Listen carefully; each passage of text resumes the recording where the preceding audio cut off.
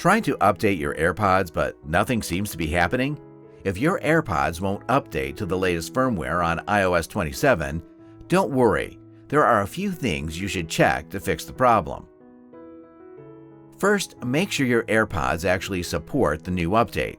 The latest iOS 27 AirPods features are available on H2-powered models, including AirPods Pro 2, AirPods Pro 3, AirPods 4, AirPods 4 with active noise cancellation, and AirPods Max 2. Next, make sure your iPhone is connected to a stable internet connection. If your Wi-Fi seems slow or unreliable, try switching to a stronger network. You can also refresh the connection by turning airplane mode on for a few seconds and then turning it back off. Now check that your AirPods are properly connected to your iPhone. If they are disconnecting randomly or not staying connected, the firmware update may never start. Also, make sure your AirPods are charging properly.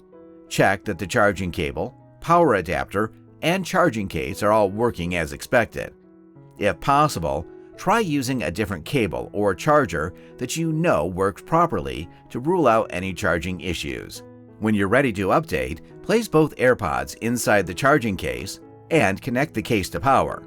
Then keep your iPhone nearby with Bluetooth turned on. One thing many people overlook is distance. Your AirPods and iPhone should stay close together while the firmware is downloading and installing. If they're too far apart, the update may not complete successfully. After that, give it some time. AirPods firmware updates happen automatically in the background and don't install instantly. In many cases, it can take 30 minutes or even longer, depending on your internet connection. If you still don't see the new firmware version, go back through these steps and make sure everything is set up correctly. In most cases, the update will install automatically once your AirPods are connected, charging, and near your iPhone. And that's it. Thanks for staying tuned with Fix369.